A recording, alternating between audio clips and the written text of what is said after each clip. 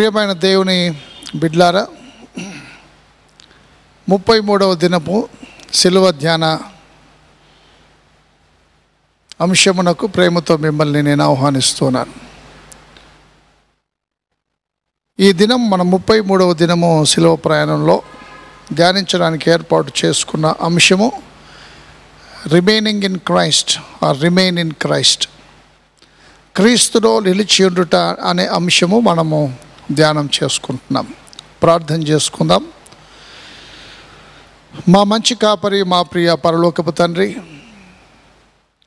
నీ అందు నిలిచి ఉండుట అనే అంశము మేము ధ్యానిస్తుండగా నీ పవిత్రాత్మను మాకు కుమ్మరించుమని, ఉదయకాల వాక్య ధ్యానం వినుచున్న ప్రతి బిడ్డకి ఆత్మీయ వరములు దీవెనలు దయచేయమని మా ప్రభువును రక్షకుడు నాయన యేసు ప్రభు యొక్క శ్రేష్టమైన నామమున ప్రార్థించి వేడుకొనుచున్నాము తండ్రి, ఆమెన్. ప్రియమైన దేవుని బిడ్లారా, remain in Christ or remaining in Christ, క్రీస్తులో నిలిచి ఉండుట అనే అంశము మనం ధ్యానిస్తున్నాం. దేని యందు మనము నిలిచి ఉన్నాము అనేది ఈ మండల కాలంలో మనం ప్రశ్నించుకోవలసిన వారమై ఉన్నాం. లోకపు ఆలోచన మీద మనం నిలిచి ఉన్నామా? ధనమును నమ్ముకొని నిలిచి ఉన్నామా? బలమును నమ్ముకొని నిలిచి ఉన్నామా? బలగమును నమ్ముకొని మనము నిలిచి ఉన్నామా? మనల్ని మనం నమ్ముకొని నిలిచి ఉన్నామనేది ధ్యానిస్తూ ఉన్నాం. అయితే మనల్ని మనము లోకంలో దేని చూసి కూడా నమ్మిక ఉంచి నిలిచి ఉన్నా ఏదో ఒక రోజు మనం పడిపోతాం. ఎందుకంటే దావీదు రాస్తున్నాడు, కొందరు గుర్రములను బట్టి కొందరు రథములను బట్టి అతిశయపడుదురు, మనమైతే మన దేవుడైన యెహోవా నామమును బట్టి అతిశయపడదుము. వారు కృంగి నేల మీద పడి ఉన్నారు, మనము లేచి చక్కగా నిలుచుచున్నాము. రథములను బట్టి, గుర్రములను బట్టి, రౌతులను బట్టి అతిశయపడి వారు కింద పడిపోయారు. ఎవరైతే గుర్రములు, రథములు, రౌతులు కాదు కానీ దేవుని నామమును బట్టి అతిశయపడ్డారో వారు నిలిచి ఉన్నారు. దేవుని ప్రియమైన బిడ్డలారా, కొందరు గుర్రములను బట్టి, కొందరు రథములను బట్టి అతిశయపడదురు, మనమైతే మన దేవుడైన యెహోవా నామమును బట్టి అతిశయపడదుము. వారు కృంగి నేల మీద పడి ఉన్నారు, మనము లేచి చక్కగా నిలుచుచున్నాము.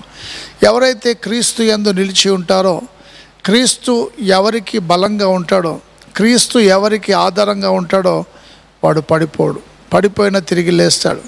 ఈ లోకము, లోక ఆశలు, లోకంలో ఉండేటువంటి బలమును నమ్ముకొని వారందరూ పడిపోతారని కీర్తనకారుడు రాస్తున్నాడు.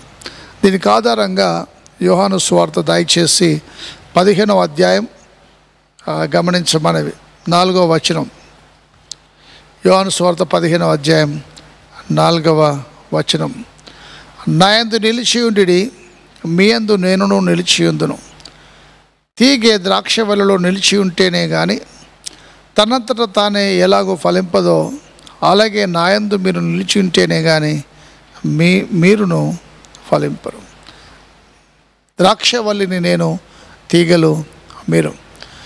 నా యందు నిలిచి ఉండి అని ప్రభువు ఇచ్చిన మాట నేను మీకు జ్ఞాపకం చేస్తున్నాను. అప్పుడు నేనును మీ యందు నిలిచి ఉంటాను.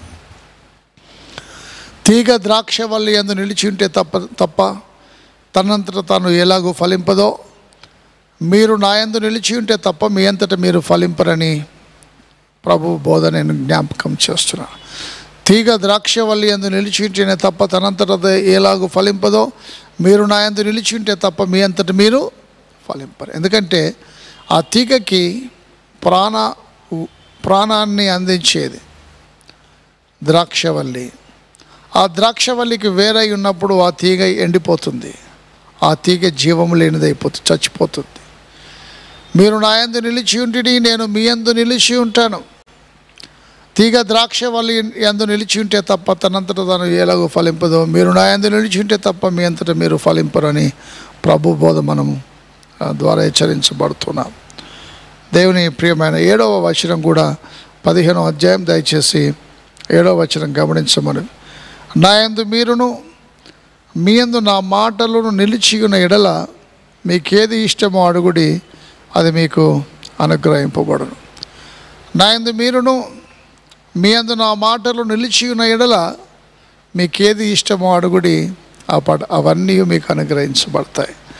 దేవుని ప్రియమైన బిడ్డలారా, మీకేది ఇష్టమో, నా యందు మీరును మీ యందు నా మాటలు నిలిచి ఉన్న ఎడల, క్రీస్తునందు నిలిచి ఉండుట, remain in Christ or remaining in Christ అనగా ఆయన మాట యందు నిలిచి ఉండడం, ఆయన మాటను నమ్ముకొని బ్రతకడం. యేసుప్రభు చెప్పినాడు, మనుషుడు రొట్టె వలన మాత్రము కాదు కానీ దేవుని నోట నుండి వచ్చు ప్రతి మాట వలన జీవిస్తాడు. Man does not live by bread alone but by every word that proceeds from the mouth of God. దేవుని ప్రియమైన బిడ్డలారా, మనంతట మనము జీవించలేము.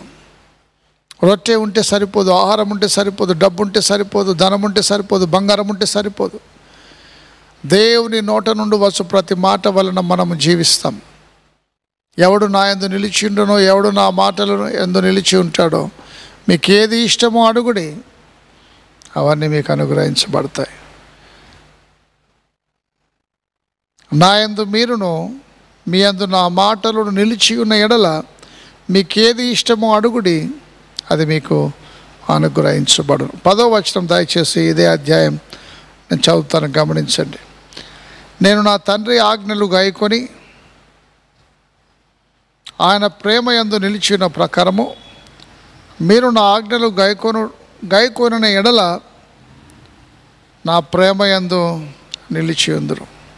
మీ యందు నా సంతోషము ఉండవలనని, మీ సంతోషము పరిపూర్ణము కావాలనని ఈ సంగతులు మీతో చెప్పుచున్నాను. దేవుని ప్రియమైన బిడ్డలారా, నేను తండ్రి ఆజ్ఞలు గైకొనని రీతిగా మీరు నా ఆజ్ఞలు గైకొనండి. ఎవడు నా యందు నిలిచి ఉండునో, నేను ఎవని యందు నిలిచి ఉందునో వాడు బహుగా ఫలిస్తాడని వాక్యమందు తెలియజేయబడింది. యోహాను రాసిన మొదటి పత్రిక దయచేసి 2వ అధ్యాయం 24వ వచనం గమనించమనవి. యోహాను రాసిన మొదటి పత్రిక 2వ అధ్యాయం 24వ వచనం. అయితే మీరు మొదటి నుండి దేనిని వింటిరో అది మీలో నిలవనీయుడి. మీరు మొదటి నుండి వినినది మీలో నిలిచిన ఎడల మీరు కూడా కుమారుని యందు తండ్రి యందును నిలుతురు. మొదటి నుండి మీరు మీ యందు ఏది నిలిచి ఉన్నదో దాని యందు నిలిచి ఉండండి. అప్పుడు తండ్రి యందు కుమారుని యందు మీరు నిలిచి ఉంటారు. You remain in Christ. ఆయన యందు నిలిచి ఉంటాం.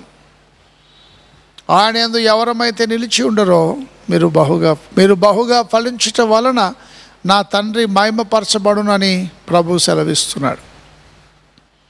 మీరు ఎండిపోవాలని, మన జీవితాలు పాడు కావాలని దేవుని ఉద్దేశము కాదు. నువ్వు ఎందులో విఫలమై ఉండడం, నువ్వు ఓడిపోవడం, పతనమైపోవడం, నాశనం కావడం, నువ్వు దిక్కులేని వానిగా దరిద్రునిగా అయిపోవడం దేవుని ఉద్దేశం కాదు. మీరు బహుగా ఫలించుట వలన నా తండ్రి మహిమపరచబడతాడు. నేను తండ్రి యందు నిలిచిన ప్రకారం మీరు నా యందు నిలిచి ఉండి, నేను తండ్రి ఆజ్ఞలు గాయకొన్న రీతిగా మీరు నా ఆజ్ఞలు గాయకొనుడి. తండ్రి మాట యందు నేను నిలిచిన ప్రకారం మీరు నా మాట యందు నిలిచి ఉండి, అప్పుడు మీకు ఏది ఇష్టమో అడుగుడి, అవన్నీ ఇవ్వబడతాయి.